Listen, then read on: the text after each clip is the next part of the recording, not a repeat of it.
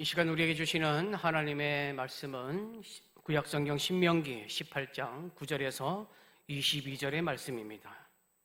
신명기 18장 9절에서 22절의 말씀은 구약성경 290면에 있습니다. 289면에 있습니다. 이 말씀을 저와 여러분들이 교독으로 봉독하겠습니다.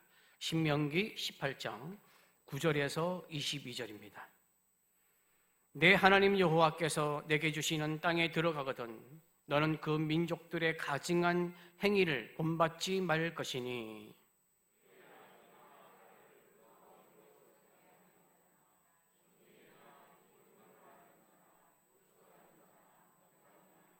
지는 자나 신접자나 박수나 초혼자를 너희 가운데에 용납하지 말라.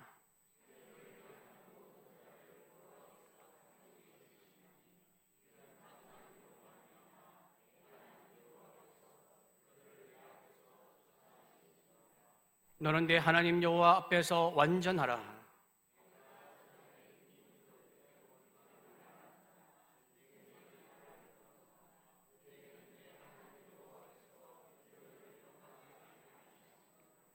내 하나님 여호와께서 너희 가운데 내 형제 중에서 너를 위하여 나와 같은 선지자 하나를 일으키시리니 너희는 그의 말을 들을지니라.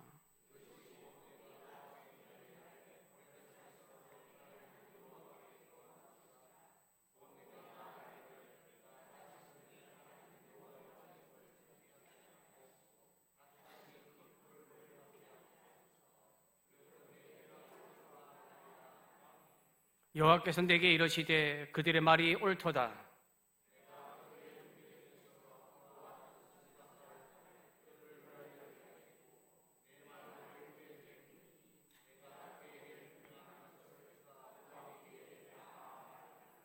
누구든지 내 이름으로 전하는 내 말을 듣지 아니하는 자는 내게 벌을 받을 것이요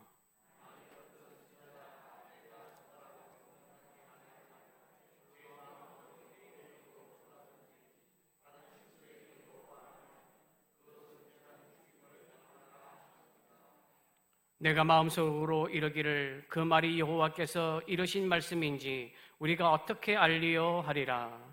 만일 선지자가 있어 여호와의 이름으로 말한 일에 증언도 없고 성취함도 없으면 이는 여호와께서 말씀하신 것이 아니요 그 선지자가 제 마음대로 한 말이니 너는 그를 두려워하지 말지니라. 아멘. 할렐루야. 주위에 있는 분들과 함께 인사하겠습니다. 주의 이름으로 축복합니다 라고 인사하겠습니다. 주의 이름으로 축복합니다. 예, 주의 이름으로 축복합니다. 예, 이번 주부터 이제 본격적으로 여름 성경학교 수련회가 시작이 됩니다.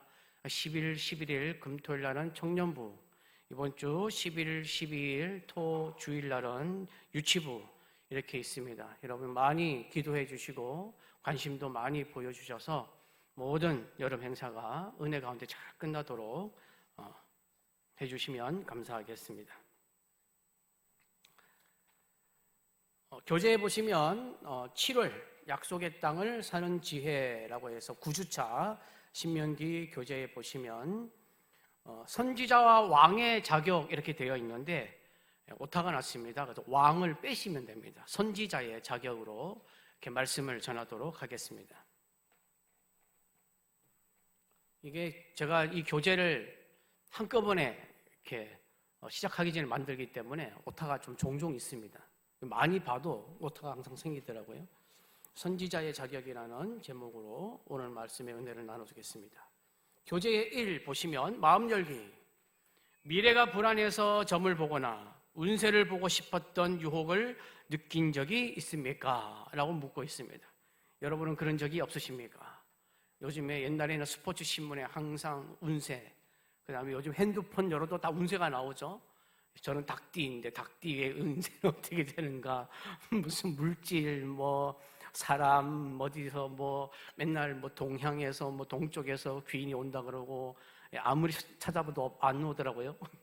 그런 것들이 많은데 여러분 국가 데이터처의 전국 사업체 조사에 따르면 2024년 기준입니다. 점술, 그다음에 점술 및 유사 서비스업, 그러니까 점을 치는 유사 서비스업을 말합니다. 사업체 수가 우리나라에 10,000개가 넘습니다. 1950개. 종사자는 몇 명이냐? 11,593명. 3년 전과 비교를 해서 2024년 자료니까 2021년과 비교해서 사업체 수가 점 보는 점집이 21%가 늘어났습니다. 여기에 종사하는 사람이 19%가 증가했습니다.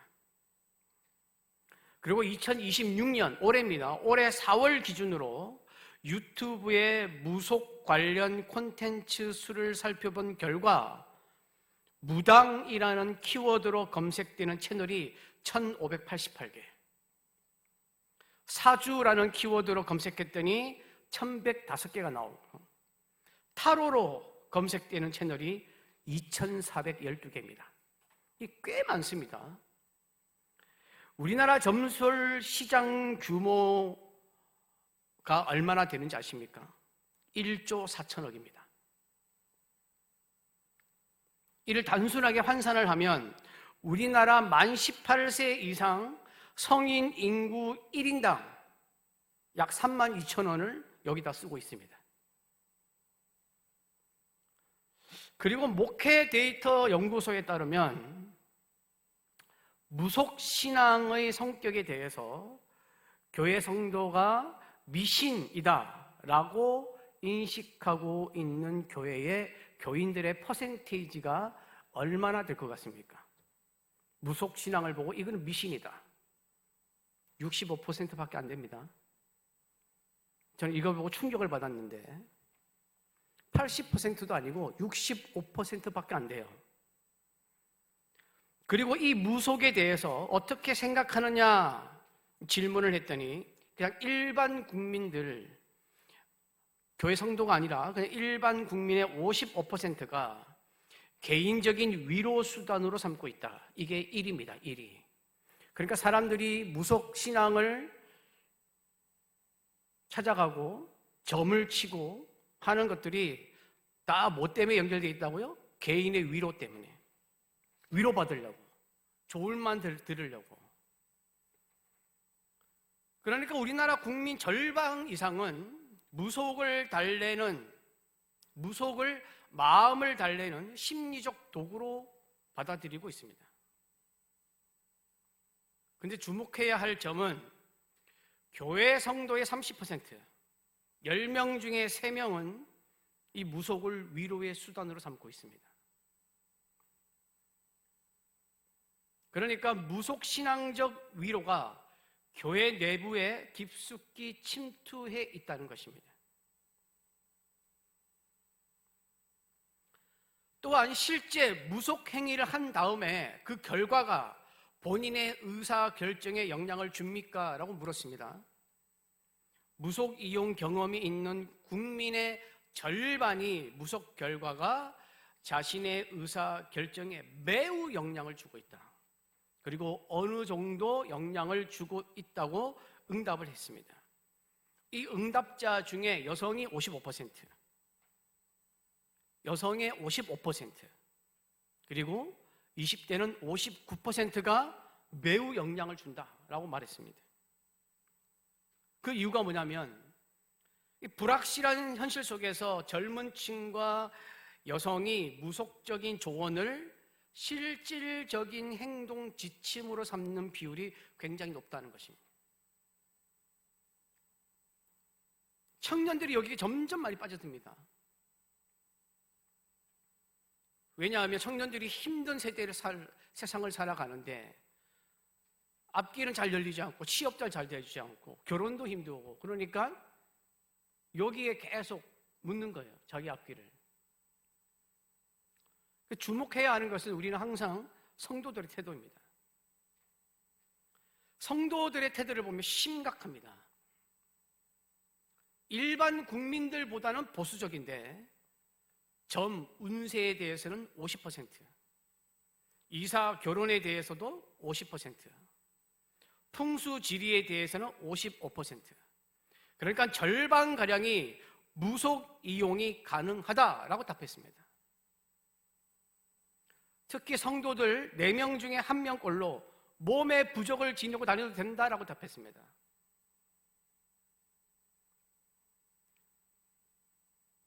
최근 3년 내에 무속 이용 경험을 물었는데 일반 국민은 절반에 가까운 48%가 이용을 했다라고 말했고 교회 성도들도 20%가 이용을 했다라고 답했습니다. 그러니까 성도 5명 중 1명은 무속을 접하고 있다는 뜻입니다. 혹시 무속 이용 경험이 있는 성도의 평균 이용 횟수가 평균 2.7회입니다. 그러니까 3년 동안 이것을 조사를 했기 때문에 3년 동안 2.7회면 무속을 이용하는 교회 성도들이 1년에 한 번꼴로 점집이나 운세 서비스는 간다는 것입니다. 제가 생각하기에는, 제 생각입니다. 제가 생각하기에는 아마 새해가 아닐까. 신년에 성구영신 예배 안 오고 점집에 가서 1년에 내 운세는 어떤가 라고 보러 간다는 것이죠. 그럴 것 같습니다.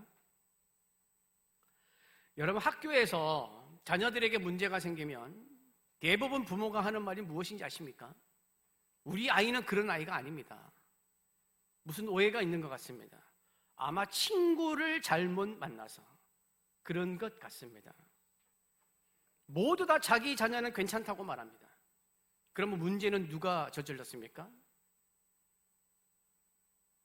여러분, 이 무속신앙을 이용하는 교인들의 퍼센테이지가 꽤 높은데 저도 그러고 싶습니다. 우리 교회 성도는 아닙니다.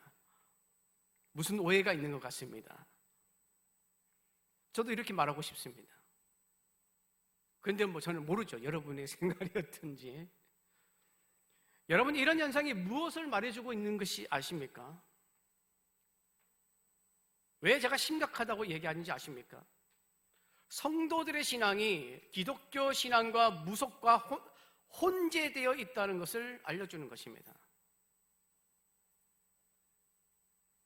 하나님 예수 그리스도를 믿는 것과 무속과 혼재되어 있다. 이것이 무엇입니까, 여러분? 종교 혼합주의입니다.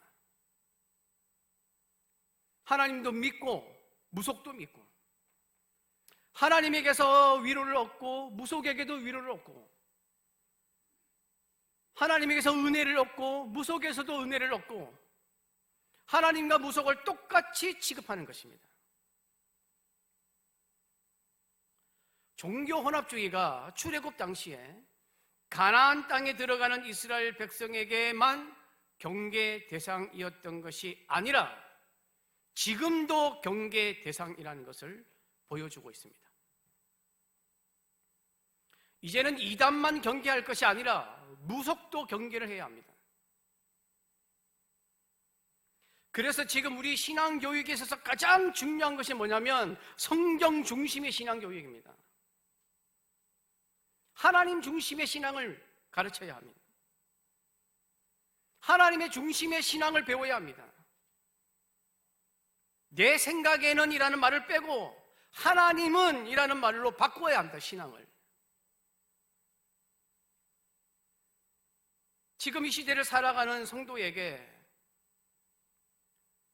하나님의 말씀을 전할 때에 이제는 예전에 목사님들이 많이 하셨던, 목사님들이 잘못됐다고 얘기하는 것이 아닙니다.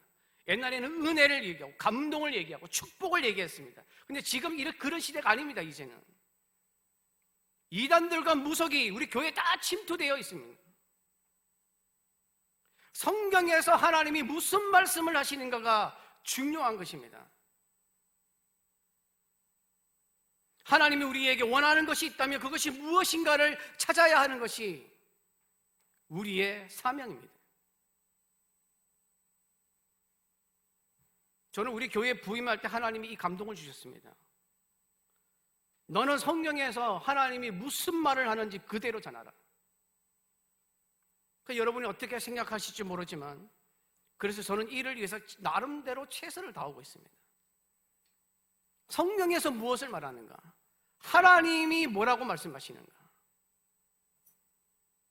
성경에서 복을 말하면 복을 얘기해야 되고, 성경에서 심판을 얘기하면 심판을 얘기해야 되고.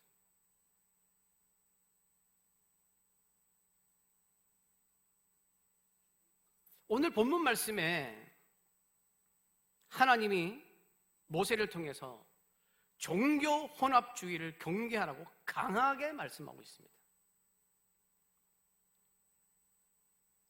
이스라엘 백성이 가나안 땅에 들어갔을 때에 마주한 영적인 위기는 여러분 하나님을 버리는 배신이 아니었습니다. 뭐가 문제였느냐? 종교 혼합주의. 하나님께 제사도 드리고 절기도 지키면서 가나안 사람들이 숭배하는 우상을 함께 숭배하고 무속을 의지하는 일명 영적 양다리. 영적 양다리가 종교 혼합주의입니다. 여러분, 종교 혼합주의가 무서운 것이 무엇인지 아십니까? 하나님을 완전히 버리지 않습니다. 하나님과 우상을 혼합하여 섬깁니다. 나는 하나님도 믿고 있기 때문에 하나님을 버리지 않았다는 생각을 합니다. 그 마음이 들어간 다음에 2차적으로 무슨 생각이 드느냐? 이제 그 혼합주의에서 하나님이 점점 사라지기 시작해서 마음속에 하나님이 느껴지지 않습니다. 그러면서 하나님을 점점 멀어지게 한 다음에 완전히 하나님을 떠나는데 자기는 모릅니다. 왜 나 하나님도 믿는데?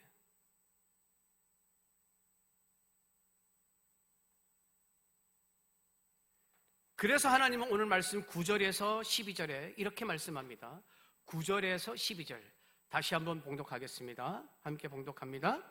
내 하나님 여호와께서 내게 주시는 땅에 들어가거든 너는 그 민족들의 가증한 행위를 본받지 말 것이니 그의 아들이나 딸을 불 가운데로 지나게 하는 자나 점쟁이나 기륭을 말하는 자나 요술하는 자나 무당이나 진언자나 신접자나 박수나 초혼자를 너희 가운데에 용납하지 말라.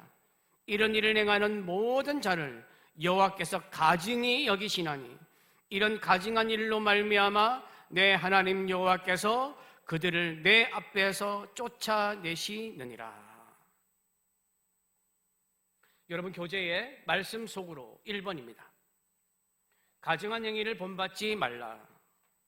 점쟁이나 기룡을 말하는 자나 요술하는 자나 무당, 진언자나 신접자나 박수나 초혼자를 너희 가운데 뭐 하지 말라고요? 용납하지 말라는 것입니다. 혹시라도 절대 들어오지 못하게 하라는 뜻입니다.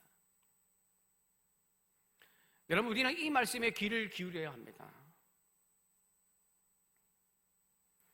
우리나라 기독교도 우리나라가 원래 기독교 국가가 아니었기 때문에 많이 혼합되어 있습니다. 은근히 혼합되어 있습니다. 헌금 많이 내면 큰 복 받고 헌금 조금 내면 작은 복 받는다. 십자가를 마치 하나님처럼 섬기는 사람들, 은근한 이런 우리는 유교와 이런 불교와 샤머니즘이 섞여가지고 우리 교회에 은근히 자리 잡고 있고 성도들의 신앙이 은근히 자리 잡고 있는 것이 맞습니다. 너희 가운데 용납하지 말라. 우리는 이 말씀에 귀를 기울여야 합니다. 하나님은 9절과 12절에서 가나안 민족들의 우상을 숭배하고 무속 같은 것을 의지하는 것을 뭐라고 얘기하냐면 가증하게 여기신다고 말씀하고 있습니다. 가증하다에 해당하는 원어의 뜻을 보면 무슨 뜻이냐면 혐오한다는 뜻입니다. 역겹게 생각한다는 것입니다. 누가요? 하나님이. 가나안 민족들이 숭배하는 우상들을 하나님께서는 혐오하십니다. 그 하나님이 혐오하시는 무속과 우상과 많은 것들의 목록을 오늘 말씀 10절, 11절에서 쭉 나열하고 있습니다. 첫 번째가 뭐냐면 아들이나 딸을 불 가운데로 지나가게 하는 자. 그림을 하나 보여주십시오.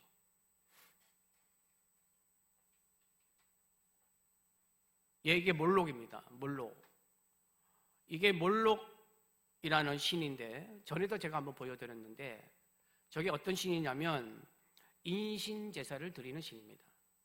아기들 특히 저기 이제 저 우상 몰록이라는 저 우상 밑에 불을 막 지펴놨잖아요. 저게 뭐냐면 원래는 큰 우상 밑에 다리 쪽에는 화로입니다.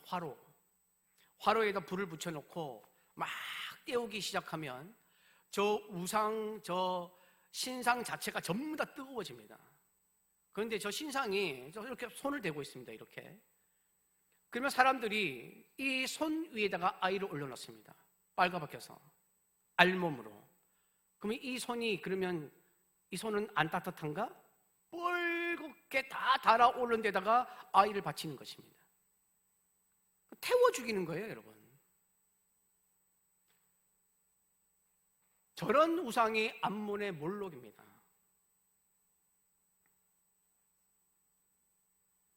그 가나안의 바알신도 저런 인신제사를 드립니다.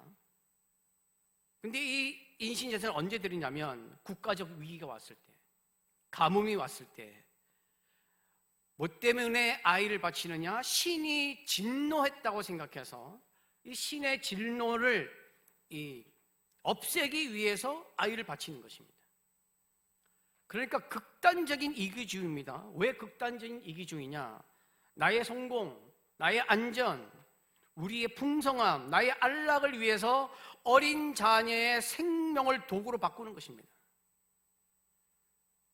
나 잘 되려고 자기 아들을 바치는 거예요. 자기 딸을 바치는 거예요. 저게 우상입니다. 요즘으로 바꿔 말하면 자녀를 저 불리에 바치지는 않지만 성공, 체면, 학업, 물질이라는 우상의 자녀를 바치고 있는 것입니다. 수많은 사람들이. 두 번째 나오는 것이 뭐냐면 점쟁이나 길흉을 말하는 자입니다. 이 점쟁이는, 당시의 점쟁이는 어떤 점을 쳤냐면, 지금은 뭐 이렇게 TV에 보면 뭐 쌀 뭐 이렇게 하고 뭐 그런 거 많잖아요. 이 사람들은 화살을 던지거나 잔에 물을 채웁니다. 그래서 물이 움직인다 생각하고 물을 움직임을 쭉 보면서 점을 치는 거예요. 여러분, 물은 항상 움직입니다. 조금만 이렇게 요동이 있어도, 그리고 안 움직이면 이렇게 치면 움직여요. 이렇게 치면 다 움직이게 돼 있죠. 그 다음에 동물의 간의 모양과 색깔, 이걸로 점을 치는 사람들이 점쟁이였습니다. 그리고 기륭을 말하는 자는 뭐 하는 사람들이냐면 이 하늘의 구름, 먹구름, 특히 먹구름의 움직임, 날아다니는 새의 비행 패턴, 새가 뭐 왼쪽으로 갔다 오른쪽으로 가면 무슨 일이 생기고 북쪽으로 갔다 동쪽으로 가면 또 무슨 일이 생기고 뭐 그런 걸로 이제 점을 치는 거예요. 그 다음에 밤에 별의 움직임, 점성술이라고 그러죠. 그것을 보면서 오늘이 길한 날인지 흉한 날인지를 판단해주는 그런 역술가들을 기륭을 말하는 자라고 말합니다. 사람들의 불확실한 미래를 알고 싶은 욕망을 이용해서 돈을 버는 사람들입니다. 역사의 주관자이신 하나님은 거부합니다. 하나님께 묻고 하나님을 의지하는 것이 아니라 인간이 날짜와 상황을 조정하고 싶은 마음, 알고 싶은 마음, 미래는 전혀 모르는데, 내일일도 모르는데 그것을 알 수 있을까 봐 가는 것입니다. 이 사람들한테 운세, 징조,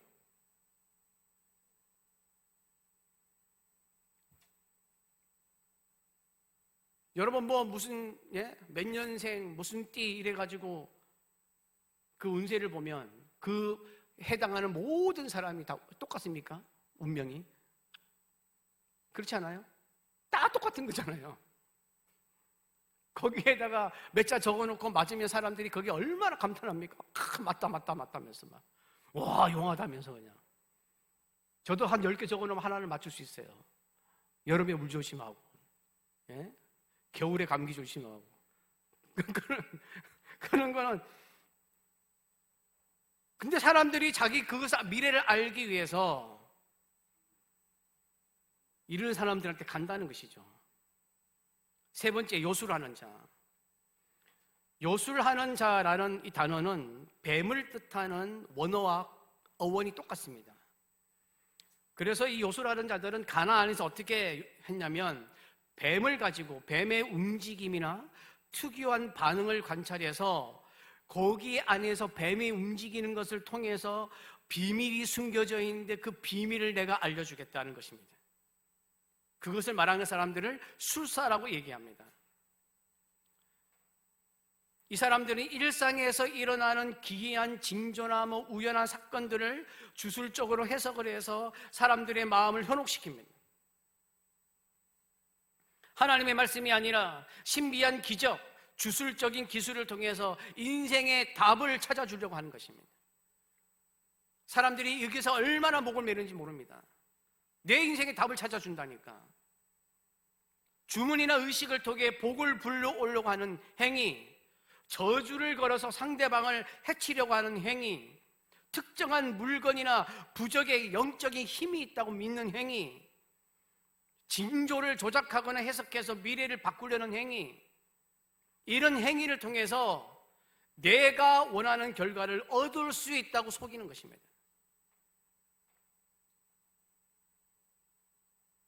네 번째 나오는 것이 뭐냐면 무당입니다. 무당. 주술을 부리고 악한 마법이나 비밀스러운 방법을 행하는 사람들. 우리나라로 말하면 무속인들이죠. 우리나라도 무당이 있잖아요. 그런데 여러분, 고대 사회에서 무당들이 어떻게 했는지 아십니까? 약초, 그 다음에 독극물, 이거를 섞어서 사람에게 마시게 한 다음에 환각 상태에 빠뜨립니다. 그러면 사람들이 정신이 혼비해지잖아요. 정신이 마비되잖아요. 그때 이 사람에게 무언가를 이야기하는 것입니다. 그러면 그 환각 증세 때문에 마치 이 사람이 정말 자기에게 뭘 해주는 것처럼 느껴지는 거예요. 자기가 하는 주술이 마치 능력이 있는 것처럼 보이도록 하는 것입니다. 여러분, 이 구약 성경을 헬라어로 번역한 성경이 70인역 성경이라고 부르는데, 거기에 보면 이 무당을 어떤 뜻의 단어로 적어놨냐면 약물 남용이라는 뜻을 가진 단어를 사용합니다. 그러니까 무당들이 약물을 가지고 사람들의 정신을 혼미하게 만든 다음에 마치 그것이 자기들의 막 능력인 것처럼 거짓을 했다는 것이죠. 자신의 이익을 위해서 다른 사람들 약물을 통해서 통제하려는 아주 악한 행위죠. 하나님을 신뢰하지 않고 사람의 눈에 보이는 다른 영적인 통로를 의지하게 만드는 것.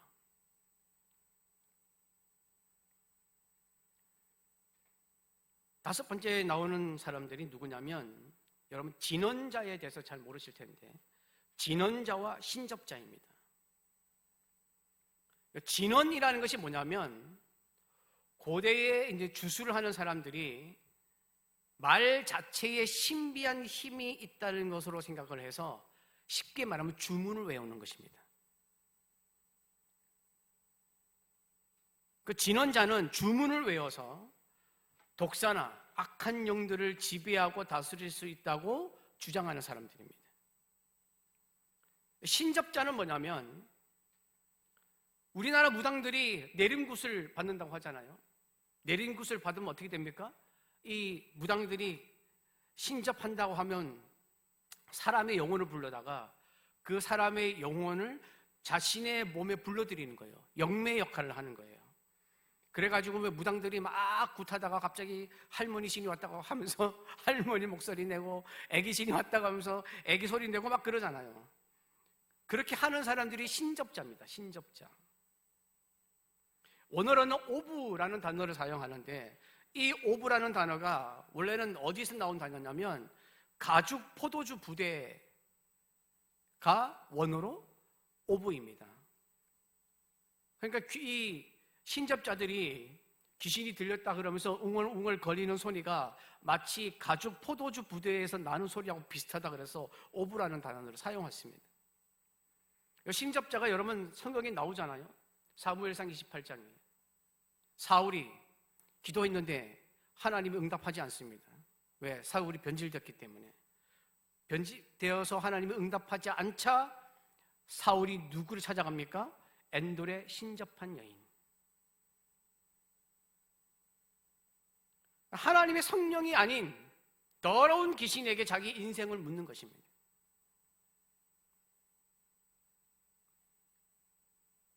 박수는 남자 문학을 말합니다. 당시의 박수들은 자기만 영적인 어떤 비밀을 독점하고 있다고 주장했던 사람들입니다. 그래서 자기가 굉장히 영적인 그 사람처럼 그 사람들을 영적인 노예로 만드는 사람이었습니다. 초혼자는 뭐냐면, 신접자는 귀신을 불러다가 자기 몸에 들어오게 해서 자기가 받아들인 거, 그 신하고 접했다는 것이죠. 신접자인데, 초혼자는 뭐냐면 죽은 조상이나 귀신을 불러내어서 자기의 인생을 그 귀신에게 묻는 겁니다. 그게 초혼자입니다.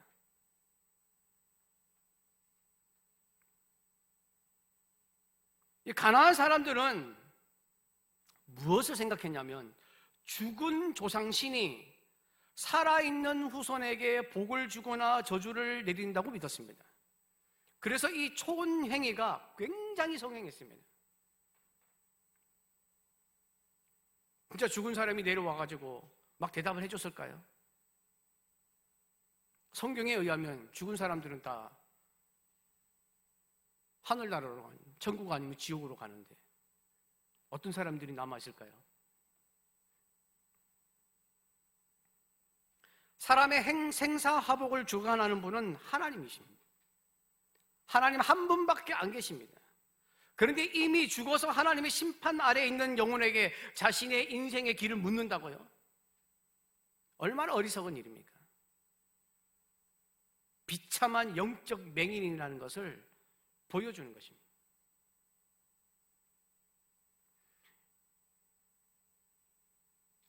여러분 10절에서 11절에 나오는 이 모든 무속과 우상들을 제가 쭉 설명을 해드렸는데 이것들의 공통점이 무엇인지 아십니까? 자기 중심으로부터 나왔습니다. 내가 알아야 돼. 내가 내 인생을 알고 싶어. 내가 내 인생을 만들고 싶어. 전부 다 자기 중심적입니다. 내 뜻대로 하고 싶고, 내가 알고 싶고, 내가 바꾸고 싶은 거예요. 그래서 무속신앙을 가는 겁니다.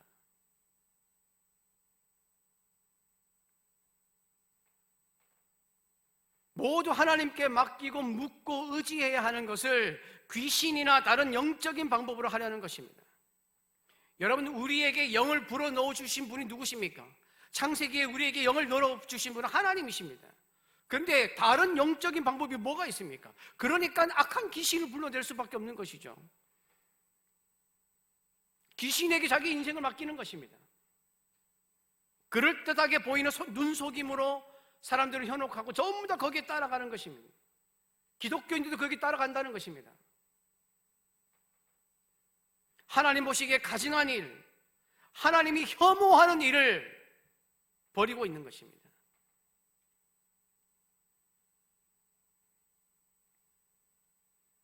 이것에 대해서 하나님은 12절에서 이런 가증한 일로 말미암아 내 하나님 여호와께서 그들을 내 앞에서 쫓아내시느니라 라고 말씀하시면서 13절에 뭐라고 말씀하시냐면 이렇게 말씀합니다. 너는 내 여호와, 내 하나님 여호와 앞에서 완전하라. 우리 한글 성경에는 완전하라고 번역이 되었지만 이 완전하다는 말은 완벽하다는 뜻이 아닙니다. 그리고 여호와 앞에서라고 되어 있지만 원어로 보면은 앞에서라는 말이 아니라 함께라는 말입니다.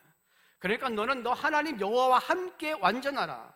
완전하라는 말은 완벽하라는 뜻이 아니라 100점짜리를 말하는 것이 아니라 깨지거나 조각이 나지 않도록 원형 그대로를 가져라는 뜻입니다. 그러니까 무슨 말입니까? 하나님에게서 벗어나지 말라는 것입니다. 혼합주의 갖지 말라는 것입니다. 하나님에서 깨진 것이나 조각을 가지고 그거 가지고 뭔가를 하려고 하지 말라는 것입니다.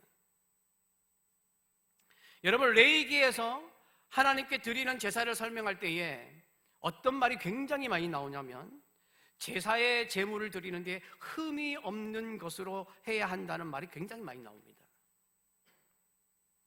근데 그때 사용된 단어가 타밈이라는 단어입니다. 흠이 없는 것. 이 타밈이 13절에 나오는 완전하라는 뜻입니다.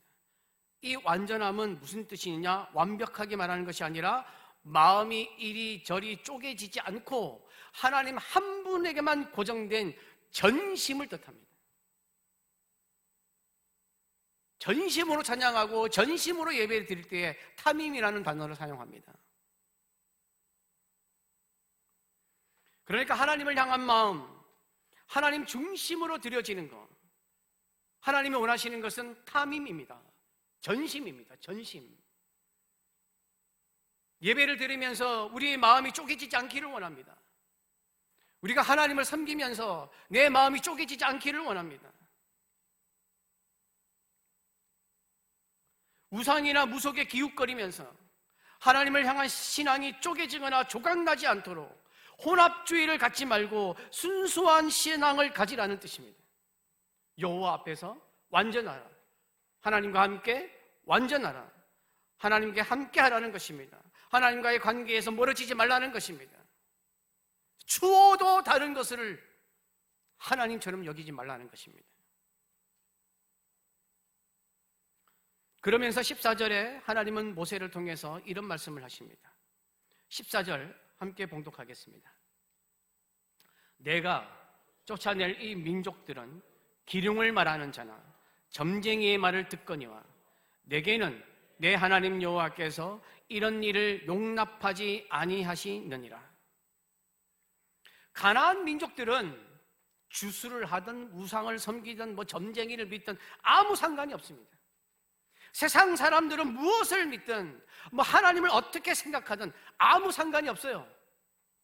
그러나 하나님을 믿는 사람, 하나님을 경외하는 사람, 하나님의 백성들, 하나님의 자녀들은 다릅니다. 하나님의 구원을 받아 하나님의 자녀된 사람들이 하나님 앞에서 이런 일을 하는 것은 하나님이 용납하지 않으십니다. 하나님의 백성이 무속신앙을 따라가고 하나님의 백성이 점쟁이를 찾아가고 하나님의 백성이 신접자를 찾아가는 거 하나님이 용납하지 않습니다. 하나님이 사울을 버린 것도 그 이유입니다. 사울은 하나님이 응답하시자마자 바로 신접자를 찾았습니다. 하나님 나를 만나달라고 간구한 것이 아니라 바로 돌아섰습니다. 마치 이것이 기회다 하는 것처럼. 그러면서 하나님은 그러면 하나님의 백성들은 어떻게 해야 하는가? 대안을 말씀해 주시는데 그 대안의 말씀이 15절, 18절입니다.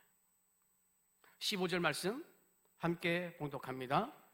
내 하나님 여호와께서 너희 가운데 내 형제 중에서 너를 위하여 나와 같은 선지자 하나를 일으키시리니 너희는 그의 말을 들을지니라. 18절입니다. 18절 함께 봉독합니다. 내가 그들의 형제 중에서 너와 같은 선지자 하나를 그들을 위하여 일으키고 내 말을 그 입에 두리니 내가 그에게 명령하는 것을 그가 무리에게 다 말하리라. 여러분, 교재의 말씀 속으로 2번입니다. 나와 같은 선지자 하나. 밑에 보시면 내 하나님 여호와께서 너희 가운데 내 형제 중에서 너를 위하여 나와 같은 누구를요? 선지자 하나를 일으키시리니 너희는 그의 말을 들을지니라. 밑에 보시면 이는 장차 오실 예수 그리스도를 예표합니다. 여기서 나와 같은 선지자는 모세같이 하나님의 말씀을 받아서 백성에게 전하는 사람을 말합니다. 여러분, 전에도 한번 말씀을 드렸지만 성경에서 말하는 선지자, 예언자는 미래의 일을 맞추는 사람이 아닙니다. 미래의 일을 예언하는 사람이 아닙니다. 점술 같은 사람을 말하는 것이 아닙니다. 하나님의 말씀을 받아서 그 말씀을 그대로 백성에게 전해주는 사람이 선지자이고 성경에서 말하는 예언자입니다. 또한 하나님의 언약을 기억하게 하는 사람, 백성이 하나님의 말씀에서 벗어날 때 회개를 촉구하는 사람, 하나님의 뜻을 하나님의 이름으로 전하는 사람이 선지자입니다. 즉 다시 말하면 하나님의 대변인입니다. 하나님은 이스라엘 백성들이 가나안 땅에 들어간 이후에 계속해서 선지자를 세웠습니다. 그래서 하나님의 뜻을 알려줬습니다.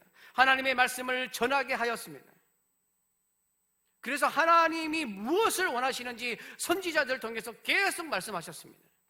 그래서 이 선지자들이 계속 등장하는 것입니다. 역사서에, 대선지서에, 소선지서를 통해서 선지자들이 하나님의 일을 어떻게 감당하는지를 계속 성경은 보여주고 있습니다.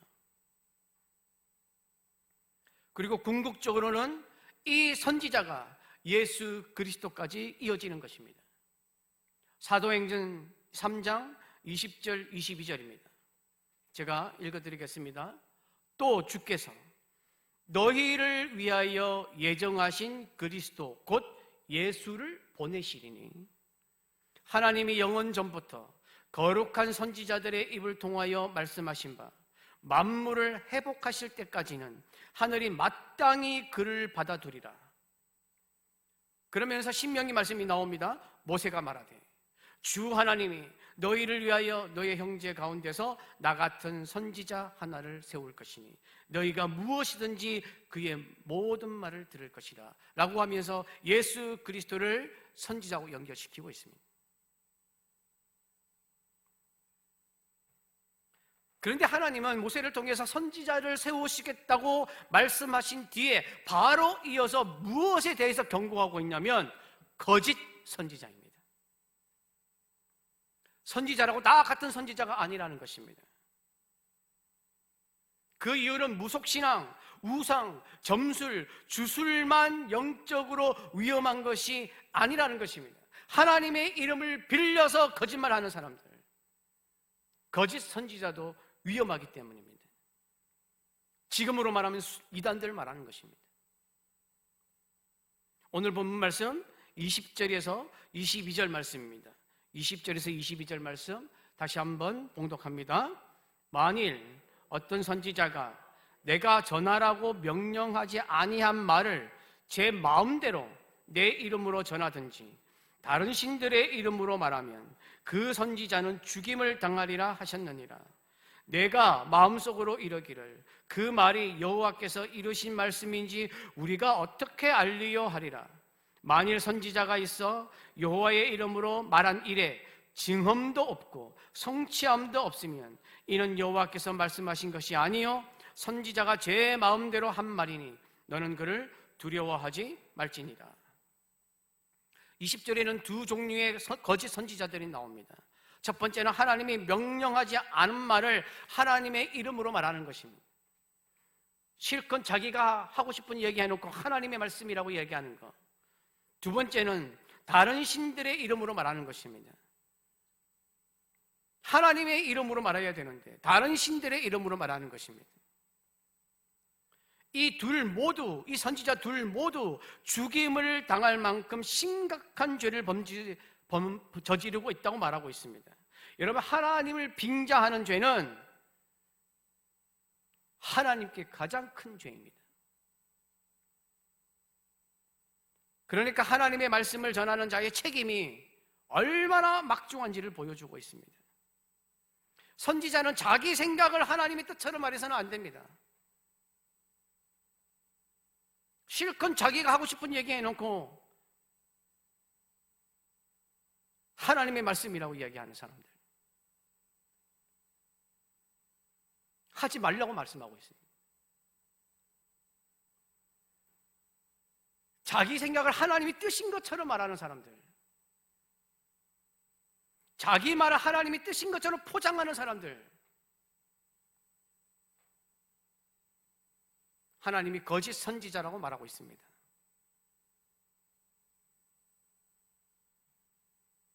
다른 신들의 이름으로 말해서도 안 됩니다. 세상의 유일한 신은 하나님밖에 없습니다. 전부 다 우상입니다. 그러면 이렇게 거짓말하는 것을 어떻게 구별할 수 있습니까? 21절에 그렇게 말하잖아요. 여호와께서 이르신 말씀인지 우리가 어떻게 알리요? 그때 22절에서 하나님의 분별 기준을 말씀하고 있습니다. 여호와의 이름으로 말하니 증험도 없고 성취함도 없으면 이는 여호와께서 말씀하신 것이 아니요 그 선지자가 지 마음대로 한 말이다. 여러분, 교재 3번입니다. 말씀 속으로 3번. 참된 예언의 기준. 만일 선지자가 있어 여호와의 이름으로 말하니래 뭐도 없으면 증험도 없고 성취함도 없으면 이는 여호와께서 말씀하신 것이 아니요 그러니까 너는 그를 두려워하지 말라. 선지자가 아니라는 뜻입니다. 증험이라는 것은 어떤 말이 참인지 거짓인지 확인할 수 있는 검증을 말하는 것입니다. 그리고 성취함은 그 말한 내용이 실제 역사 속에서 이루어지는 것인가 하는 것을 말하는 것입니다. 선지자가 하나님의 이름으로 말했다고 해서 다 하나님의 말씀이 아닙니다. 하나님이 주신 말씀이라면 하나님께서 반드시 책임지시고 이루어 주십니다. 왜? 하나님의 말씀이기 때문에. 그러나 선지자가 말한 일이 실제로 나타나지도 않고 현실 속에서 이루어지지 않는다면 그 말은 하나님께로부터 온 것이 아니라는 것입니다. 선지자가 자기 마음대로 한 말이라는 것입니다. 하나님은 내뱉은 말을 주워 담지 않습니다. 하나님의 말씀은 능력이 있어서 하나님의 말씀은 선포되면 그대로 되는 줄 믿습니다. 그게 하나님 말씀의 능력입니다. 여러분, 선지자도 자기 생각을 말할 수 있습니다. 자기 판단 말할 수 있습니다. 자기 지혜로 다른 사람들을 조언할 수 있습니다. 그러나 자기 생각을 하나님의 말씀인 것처럼 말하면 안 된다는 것입니다. 하나님이 말씀하셨다라고 해서 가대 포장하는 것은 하나님의 이름을 망령되이 일컫는 것입니다. 하나님의 백성을 잘못된 길로 이끄는 죄입니다. 여러분 아마 이런 말을 들어보신 적이 많을 겁니다. 좋은 말에 아멘하면 그 말이 내 것이 된다. 참 맞는 말 같죠? 아닙니다. 좋은 말에 아멘하는 것이 아니라 하나님 말씀에 아멘으로 화답하는 것입니다. 아멘은 하나님 말씀이 선포될 때에 하나님 내가 그 말씀을 붙듭니다. 그 말씀에 순종합니다. 그 말씀대로 살겠습니다 하는 것이 아멘이지, 뭐 좋은 말 했는데 그 아멘 한다고 내 것이 됩니까 여러분? 세상에 좋은 격언과 좋은 말을 하면 아멘하면 내 것이 됩니까 여러분? 성경적으로 맞지 않는 것은 여러분 버려야 합니다. 듣기 좋은 말 들으려고 하면 안 됩니다. 예레미야서에서 이거 잘 보여주고 있습니다. 여러분 예레미야 시대에 거짓 선지자들이 뭐라고 말하는지 아십니까? 지금 우리나라 시대, 지금 우리 이스라엘은 평안하다, 평안하다, 괜찮다, 하나님이 복을 주고 계신다 이렇게 말했습니다. 그런데 하나님이 예레미야에게 무엇을 말씀하셨냐면 심판을 말씀하셨습니다. 하나님이 예레미야에게 무엇을 말씀하셨냐면 바벨론 포로 생활을 말씀하셨습니다. 그게 하나님의 말씀이었습니다. 그런데 거짓 선지자들이 전부 다 평안하다, 평안하다고 말했습니다. 그래서 사람들이 예레미야의 말을 싫어했습니다. 심판에 대해서 얘기하니까. 평안하다라고 말하는 거짓 선지자들을 좋아했습니다. 그래서 예레미야가 굉장히 핍박을 당했습니다. 근데 결국 예레미야의 말이 이루어졌고 거짓 선지자들의 예언은 다 무너졌습니다. 뭐가 평안합니까? 하나님의 말씀이 아닌데. 평안하면 무조건 좋은 것입니까 여러분? 축복한다 그러면 무조건 좋은 것입니까? 하나님의 말씀이 그게 아니면 아닌 것입니다. 하나님이 평안과 축복이 아니라고 하면 아닌 겁니다 여러분. 하나님이 평안과 축복을 말씀하셔야 나에게 평안과 축복이 오는 것입니다. 우리는 그것을 반드시 기억해야 됩니다. 우리는 좋은 말이 아니라 하나님의 말씀을 따라야 할 줄 믿습니다.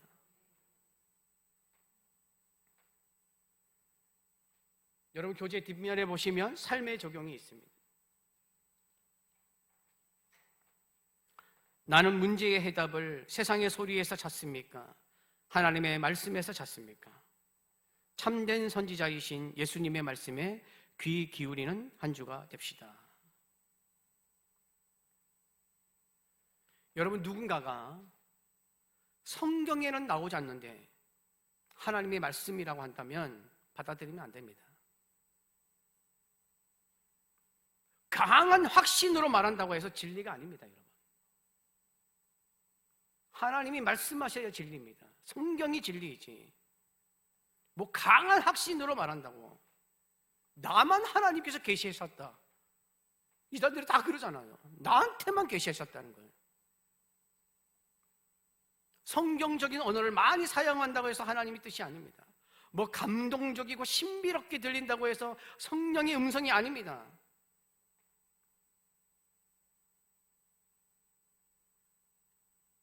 내가 들은 말이 성경과 일치하는가? 하나님을 경외하게 하는 말인가?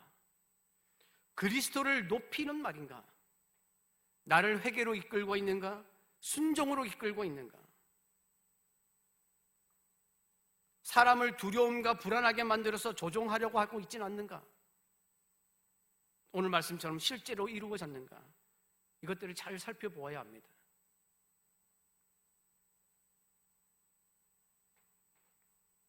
여러분은 모두 하나님 한 분만 바라보며 전심으로 하나님을 경외하는 자가 되고, 하나님이 주신 하나님의 말씀인 성경으로 영적인 것을 분별하고 하나님 말씀만을 전하고 따르는 선지자 같은 삶을 사시는 분들이 되시기를 간절히 바랍니다. 함께 찬송하고 기도하겠습니다. 주님과 같이